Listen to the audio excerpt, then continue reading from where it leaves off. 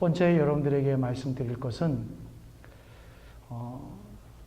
이 신명기의 출애굽기 20장, 신명기 5장에 있는 이 십계명에 있는 말씀은 명령이 아니라 하나님께서 우리들을 구원해 주셨기 때문에 나는 너를 애굽의 땅에서 인도하여 낸 여호와 하나님이다 라고 선포해 주시고 계시고, 그렇기 때문에 너희들은 구원받은 백성들답게 살아라 라고 말씀하신 것이 어떻게 보면 하나님의 참으로 복된 메시지, 우리를 사랑하는 메시지, 우리를 키우기 위한 더욱더 큰 사람으로 하나님이 기뻐 받으시는 당신의 예배자로 키우시기 위한 스탠다드를 주시기 위한 사랑의 메시지인 것을 꼭 십계명을 생각하실 땐 그 서론을 잊지 않으셨으면 참 좋겠습니다. 그래서 그 첫 번째 말씀이 나 외에는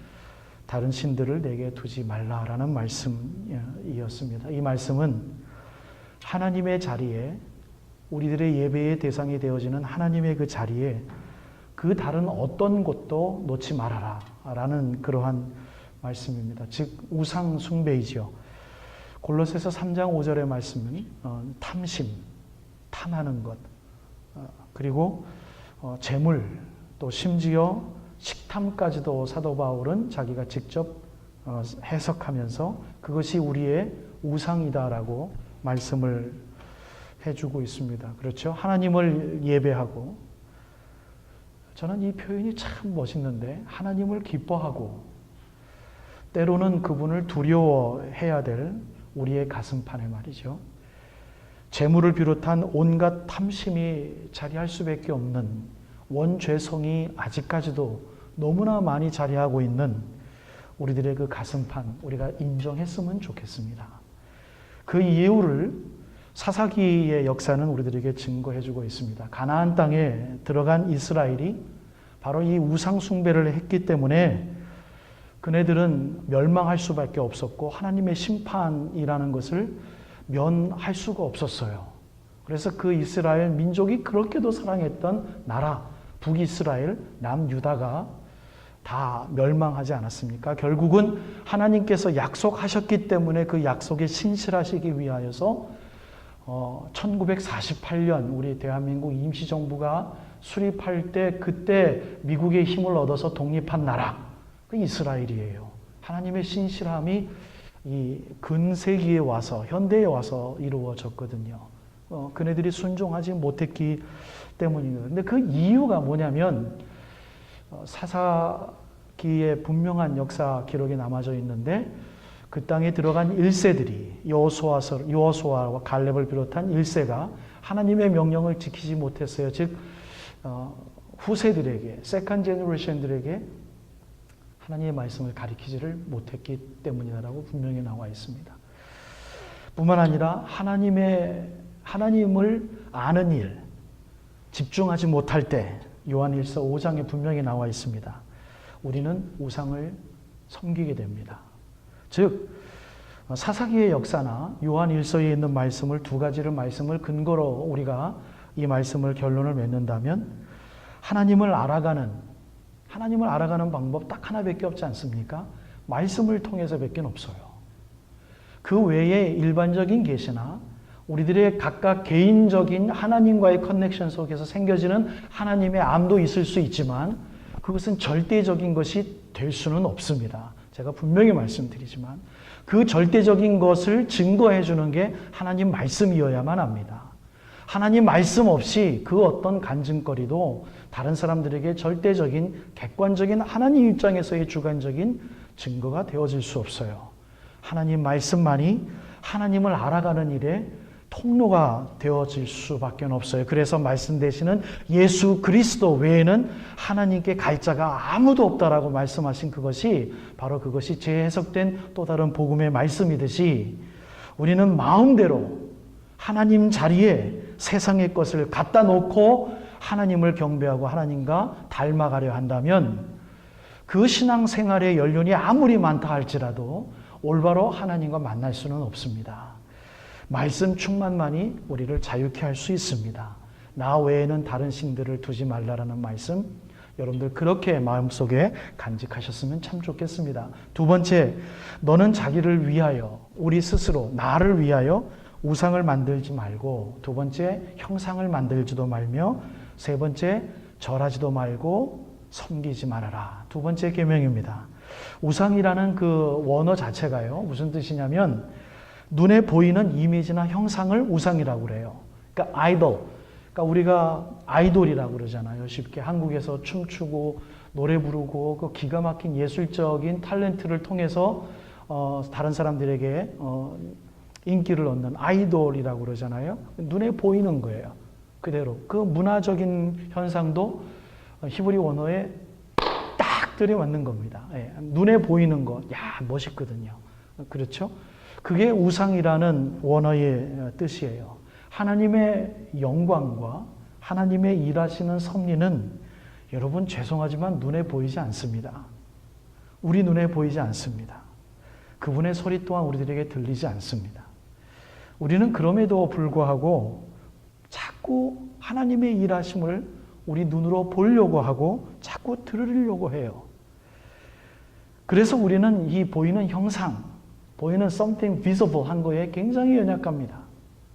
말씀보다도 더 위에 있습니다. 어떤 의미에서는 하나님 말씀 우리들에게 보이고 하나님의 음성 우리들에게 들리는데 이거는 별로 우리들에게 값어치가 없는 것 같아요. 별로 인기가 없어요.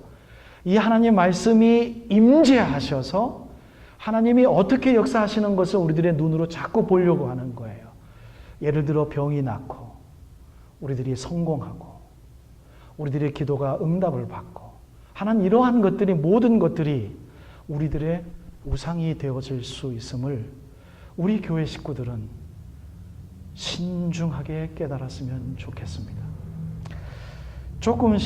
제가 조금 이 두 번째 내용의 시간을 헤드업해서 제가 존경하는 존 파이퍼라는 목사님이 계십니다. 저는 몰랐었는데 그분이 2007년도에 책을 하나 썼어요.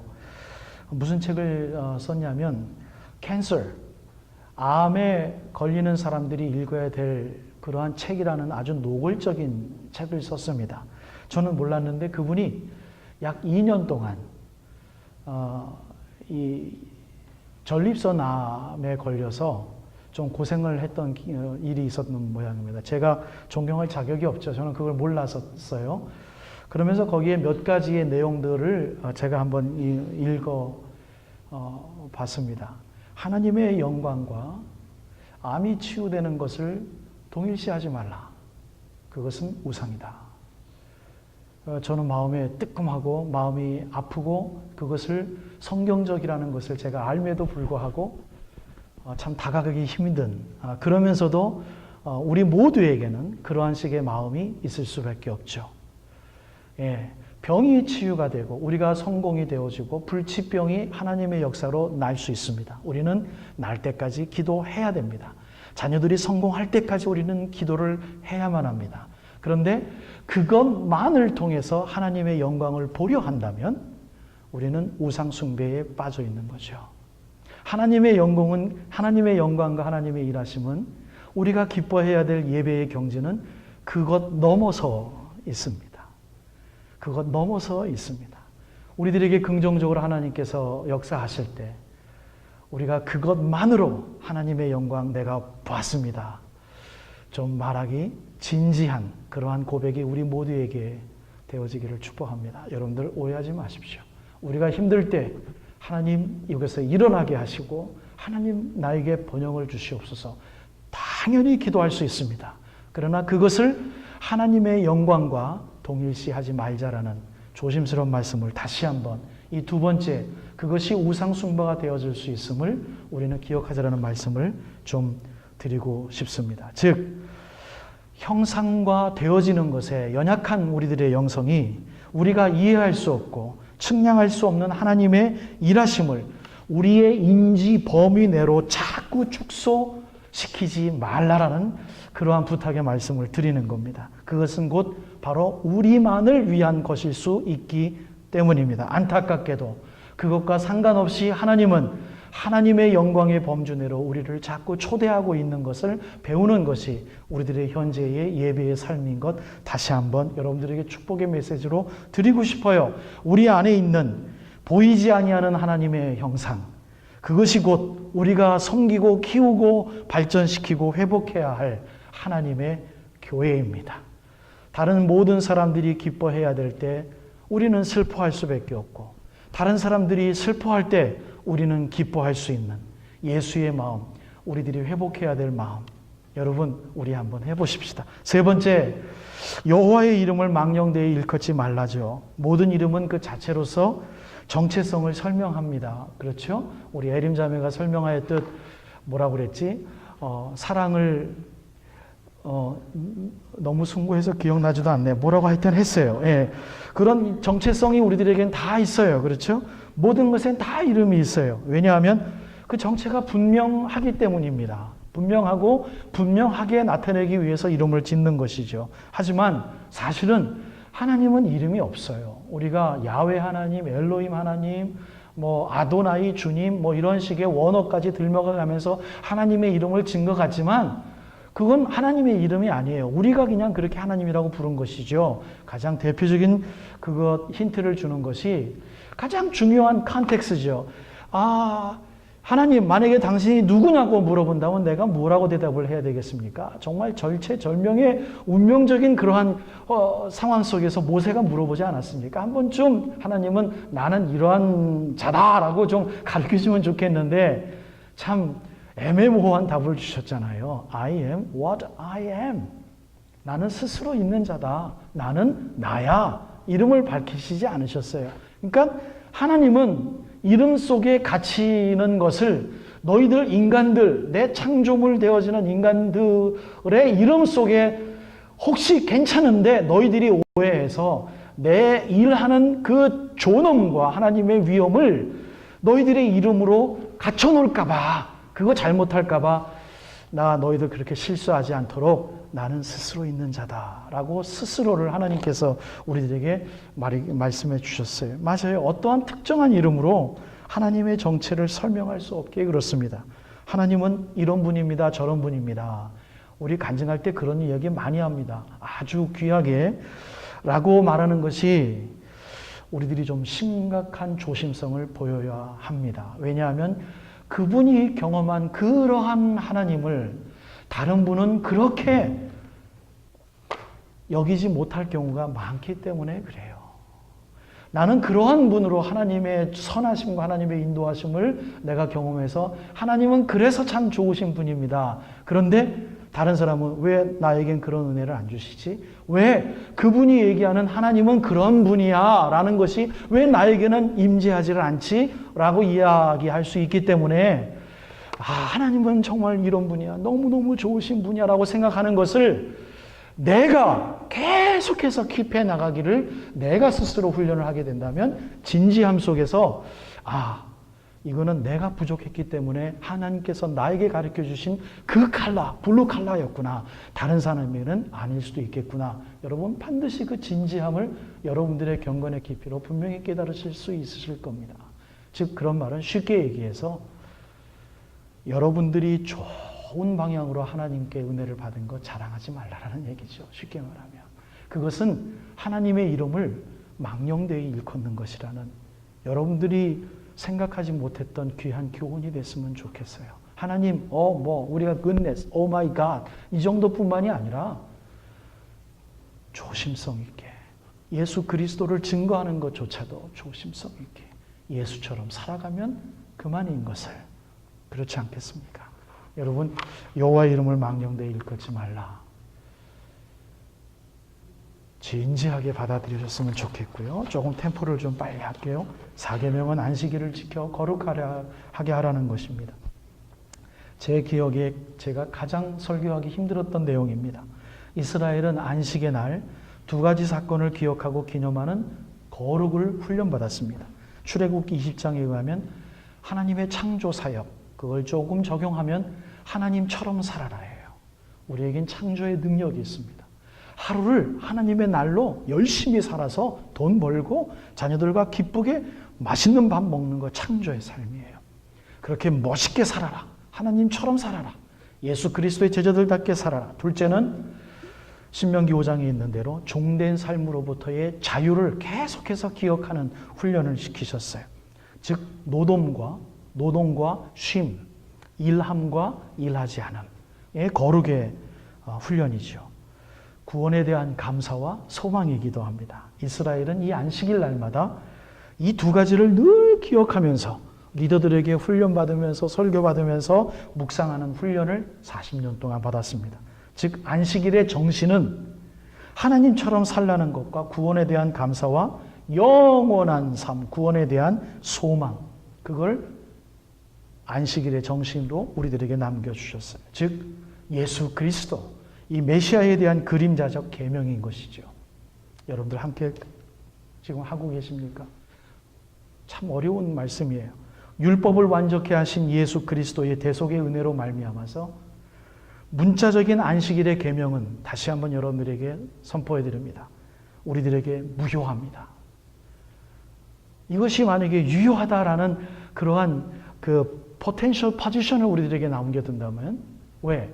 우리는 옛날부터 그렇게 배워왔으니까. 우리는 토요일 날 안식일 교회에서 예배 드려야만 합니다. 어떻게 해결하실래요? 아니에요. 더욱 우리를 자유케 하는 것은 매일매일의 삶이 우리의 안식일이어야 되는 거죠. 그래서 이 안식일을 거룩하게 지키라는 것은 여러분들 쉽게 이렇게 생각하세요. 매일매일이 안식일인 거예요. 아멘? 매일매일이 우리가 거룩하게 살아야 되는 날이에요. 주님, 나를 구원해 주셔서 감사합니다. 오늘도 창조하며 예수 그리스도를 따르는 자들답게 거룩하게 살겠나이다. 그러면 우리가 주일날 왜 모이느냐? 우리가 지키는 주일은 구약이 말하는 안식일과는 달라요. 구약의 제사와 신약의 예배가 다르듯이 주일은 주님의 부활을 기념하며 모이던 초대교회의 전통이에요. 중요한 날이에요. 이날은 구원의 거룩한 소망의 날. 그러한 사는 이들의 공동체적 삶의 축제의 장이에요. 필드예요. 놀이터예요.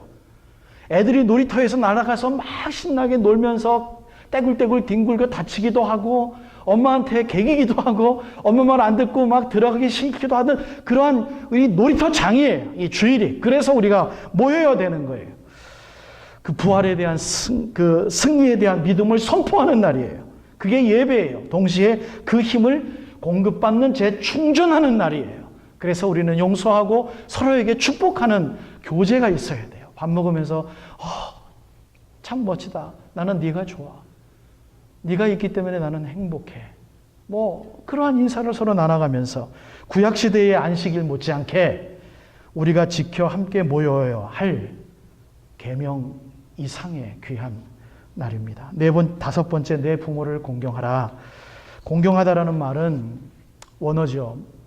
무게를 인정하다라는 뜻입니다. 가치와 비중을 인정하면서 그 권위 앞에 무릎을 꿇으라는 이야기죠. 마치 하나님의 권위를 인정하듯 부모의 권위를 인정하라는 거예요. 부모 그 자체, 부모가 돈이 많아서 리더십이 좋아서 부모가 가지고 있는 인사이트 생각이 나를 만족시켜주기 때문에가 아니라 나를 낳아준 부모님 그 자체이기 때문에 부모님의 세상적인 가치 부여보다도 부모님이라는 자체 때문에 무게를 인정하라라는 것이죠. 여러분, 주 안에서라는 또 다른 사도 바울의 설교를 읽는 것을 우리가 좀 복음이라고 해석을 해서 받아들인다면 너무나도 이것은 아름다운 도덕적 가치뿐만이 아니라 주님을 섬기는 데 있어서 말씀 안에서 지혜롭게 부모님에게 지혜롭게 순종할 것을 요하는 아름다운 축복의 말씀입니다. 여섯 번째, 살인하지 말라라는 말씀. 이 말씀의 중요성은 이스라엘 백성들에게 대단했죠. 왜냐하면 안 그러면 죽였으니까요. 돌로 쳐서 죽였으니까요. 비참한 종말을 맞이하는 엄청난 계명의 말씀이었으니까요. 문자적으로는 관계없는 듯한 이 계명을 현재 예수님께서는 자신의 권위로 은혜의 시대로 살 모든 성도들을 위해서 재해석하시면서 적용하셨던 말씀이 마태복음 5장 21절에 4절에 있는 말씀입니다. 마음과 말로, 내 마음속에 이미 판단과 내 말로 타인을 정죄하고 분노를 품게 되면 그것이 곧 살인이라고 말씀하셨습니다. 마태복음 5장이 또 언급하고 있는 라가 또는 미련한 놈, 이것은 상대방을 매우 헐뜯는 말인데요. 타인의 존재 자체를 헛것, 헌것, 비어있는 것으로 경멸하는 말이에요. 완전히 존재 자체를 완전히 인정하지 않는 말이에요. 참 나쁜 말이죠. 우리가 남에 대한 분노 있을 때 한번 생각해 봤으면 좋겠어요. 정녕, 정말 내가 남에 대해서 분노가 있을 때 정말 나는 가득 차 있는 사람이고 그 남은 정말 텅 비어있는 존재입니까? 그렇지 않거든요. 그렇지 않다면 우리의 분노를 조금 깊이 있게 다시 한번 자를 건 자르고 하는 재단해야 될 필요가 있지 않을까요? 7계명입니다. 간음하지 말라. 여기서 말하는 간음은, 여러분 7계명 간음은 그저 여자가 다른 여자가, 제가 좀 전에 여자라고 그랬죠? 순서가 바뀌었습니다. 남자가 내가 함께 살아야 될 여인 말고 다른 여인과 다른 여인을 범했을 경우, 또는 여인이 다른 남자 범했을 경우를 말하는 그러한 간음이 아닙니다. 7계명은 그 간음이 아닙니다. 여기서 말하는 간음이란 가정이 있는 다른 이성을 범했을 경우예요. 이 간음하지 말라라는 10계명이 모세 시대의 사회적 배경이 그렇기 때문입니다. 가정의 중요성을 하나님께서 말하시는 거예요. 왜? 가정은 나 자신 외에 남과 함께 이루어야 되는 거잖아요. 전혀 다른 별개의 남과 남이 만나는 게 가정 아니겠습니까? 그 하나님 나라의 가장 작은 공동체예요. 나 자신이 하나님의 교회 그 자체라면 또 다른 교회와 만나서 평생 살아가는 것. 뭐예요? 여러분, 에로스적인 사랑은요, 요새 젊은이들 금방 가요. 몇 년? 그거 굉장히 오래 간다고 그러죠. 몇 달? 뭐 심지어 어떤 사람들은 뭐 결혼하기 이전에 벌써 다 끝난다고 말하는 청년들이 있는데 저도 뭐 동의합니다. 금방이에요. 예수 그리스도를 믿는 말씀 안에서 훈련을 받지 않는다면 그 사랑 유지하는 거 너무너무 힘이 들어요. 그런데 주님의 하나님 나라는 받아들일 수 없지만 받아들이라는 거 아니겠어요? 예수님이 우리를 버리실 만한데 값어치 없는 우리를 위해서 이 세상에 위해서 돌아가신 것처럼 그렇게 살라라는 게 가장 작은 단체, 가정이잖아요. 그걸 깨는 행위예요. 그걸 깨는 행위예요. 그러니까 이게 얼마나 무서운 겁니까? 간음하지 말라. 가정의 중요성, 그 성이라는 것 아름답게 가져가라라는 또 다른 명령이기도 하죠. 제8계명 도둑질하지 말라. 이것 또한 상습적인 남의 것을 가져가는 도둑질이 아닙니다. 당시 모세시대 당시에 노예제도가 상습화되었기 때문에 사람을 그 노예를 훔치고 유괴해서 노예의 상품화를 자행했던 추악함을 금하는 계명이에요. 그래서 출애굽기 21장과 신명기에 분명한 말씀으로 그렇게 얘기하고 있기 때문에 이 강해 설교가 가능합니다. 즉 하나님 나라의 또 다른 가장 작지만 동시에 가장 소중한 한 개인을 상품화하는 것, 참 못된 거잖아요. 그런 악행을 금하는 명령이에요. 결국 하나님 나라를 소중히 여기는 또 다른 하나님의 나라를 우리들에게 선포하고 있는 귀한 말씀입니다. 자신의 욕심이나 이걸 좀 적용을 해서 입지를 위해서 사람을 이용하는 모든 악함, 이거 도둑질입니다. 남들을 이용하는 거, 그거 아주 안 좋은 거예요. 마음에도 없는데 막 친한 척해서 자기 편을 만들려고 하는 것, 상황에 따라서 좋은 말로 해서 남을 꼬드기는 것, 겉으로는 남을 축복하는 것 같지만 뭔가 목적에 의해서 자기의 어떠한 그 목적 성취를 위해서 다른 사람들에게 수가 커링이라고 그러죠. 설탕 발림에 칭찬을 하는 것, 정말 예수 그리스도의 사랑이 있어서 축복하는 게 아니라 그러한 남들을 이용하는 것조차도 여러분 그것은 악행입니다. 그것뿐만이 아니라 속임수로 이익을 취하는 상거래, 돈을 빌려주고 고리를 취하는 것도 모든 것이 다 사람들을 이용해서 도둑질하려는 것. 이건 안 좋은 겁니다. 9계명입니다. 거짓 증거하지 말라. 서로의 관계성을 진실에 둘 것을 명령하고 있습니다. 잘못한 것은 분명히 말하고 고쳐야 되지만 거짓으로 남에게 해를 끼치지 말 것을 명령하고 있죠. 예수님께서 바로 이 거짓 증거 때문에 돌아가시지 않았습니까? 자기 중심의 삶을 살아갈 수밖에 없는 우리들의 악함이 살아있는 것을 알매도 불구하고 그럴 수밖에 없는 이 현 세대에 타인을 좀 보호하고 좀 이해하고 사랑하라는 말씀이죠. 사실을 곡해해서 확장해서 사람을 함부로 일반화하는 것은 죄악입니다. 여러분, 우리 이거 많이 해요. 너 하는 것 다 그렇지. 이거 일반화죠. generalize죠. 네가 그렇게 했는데 그거 하는 거 봐서 똑같지. 사실 그렇게 말 맞을 때가 있어요. 근데 그 성경책은 그것을 거짓 증거라고 가르쳐주고 있습니다. 너 하는 거 다 그렇지. 우리 그런 말 많이 하면서 지내거든요. 농담조라도 우리가 그런 것에서 좀 이제는 자유할 수 있는 창조의 사역 했으면 좋겠어요. 이해관계에 따라서 남을 비방하고 부정적인 이미지로 평가절하해버리는 것, 주님이 싫어하십니다. 여러분, 이유는 왠지 아십니까? 그 말이 그에게 돌아갔을 때 그 말 한마디에 사람이 죽고 사람이 살기 때문입니다. 이 시대는 정말 돌로 쳐 죽였지만 지금은 말이 돌고 돌아서 나는 그를 친한 친구로 생각하고 있었는데 여러분, 그 말이 돌고 돌아서 나에게 돌아왔다고 생각을 해보세요. 얼마나 그분 집에 가서 잠이 안 올 정도로 힘들겠어요. 그거 죽이는 거예요. 여러분, 우리가 돌고 돌아서 나에게 돌아오는 말은 나를 칭찬하는 말이면 얼마나 좋겠어요. 얼마나 좋겠어요.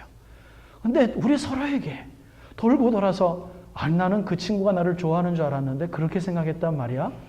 여러분, 그렇게 돌아온다면 우리 교회가 그랬다는 게 아니고 우리 일반 친구들끼리 그렇잖아요. 축복의 말이 돌아서 그렇게 돌아왔으면 좋겠어요. 거짓 증거하는 말이 나에게 다시 가슴판에 들어오지 않았으면 좋겠어요. 심지어 내가 잘못한 말이 그대로 나에게 들어올 수도 있어요. 그 고쳐야 돼요. 잘못했어요. 근데 잘못한 그대로 말이 돌아왔다 하더라도요. 여러분, 우리는 별로 그렇게 달갑지 않아요. 용서하는 말, 이해하는 말, 그 말이 돌아와서 서로 승리하고 내가 잘못한 줄 알았는데 다른 사람들은 나를 축복하네. 그렇게 해서 서로 인커리지 되는 게 교회였으면 좋겠어요. 잘못했는데도 불구하고 축복의 메시지가 우리 가슴판에 들어왔으면 좋겠어요. 마지막 10계명입니다. 남의 것을 탐내지 말아라. 이게 바로 도둑질이죠. 탐하다라는 말은 즐거움과 만족 따위의 감정을 품고 있는 소유의식이에요. 즉, 내 것만 즐기면 돼요. 내 것만 탐하면 되고 내 것만 내가 막 노르면 돼요. 문제는 남의 것을 자꾸 우리는 즐기기 위해서 이렇게 생각을 가져두는 거죠. 그게 남의 것을 탐하지 말라. 참 어렵죠. 그렇죠?